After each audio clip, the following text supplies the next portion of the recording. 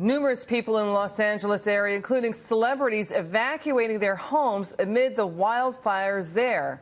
We have a liberal anti-Trump comic, Chelsea Handler, blaming it on the president. Chelsea Handler tweeting out, quote, "Just evacuated my house." It's like Donald Trump is setting the world on fire, literally and figuratively. Handler tweeted yesterday, "Stay safe, everyone. Dark times." Let's get to weatherbelt.com meteorologist Joe Bastardi.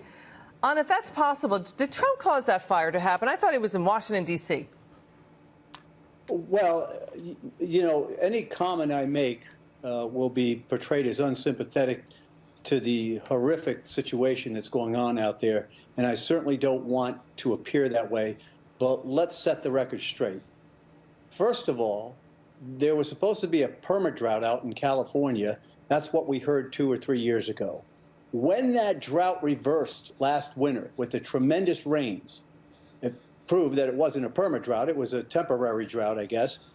But it also led to something that made my company, and maybe Ms. Handler would subscribe to our company, she would have known what was going to go on back in the spring. My company said that this means a big wildfire season is likely on the way. Now, why is that? Because when you have extra heavy rains in California during the winter months, it means there's going to be more vegetation. That vegetation, of course, is going to dry out during the summer because the summers are dry out there. And what does that mean? There's more fuel for these fires. Yeah. In addition, there are many, many more people, Liz, living out in California now than there were, let's say, in the 1950s. So we have many more people in harm's way. They build houses, great houses, and that's fine. But there is a high risk of this type of thing happening and getting out of control in populated areas now, because we have more populated areas. Chelsea Handler's just making a bad joke there. You say it's possible, though, these fires were started by human beings. How so?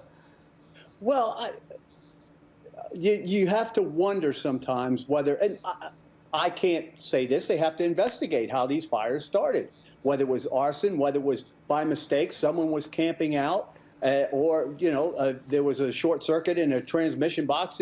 All these things are possible. And certainly, there were no thunderstorms around, I don't think, to set these fires off. So the folks that do that type of work will determine that. Now, it's very warm and hot out there on the West Coast, or it's been hot out there in the West Coast.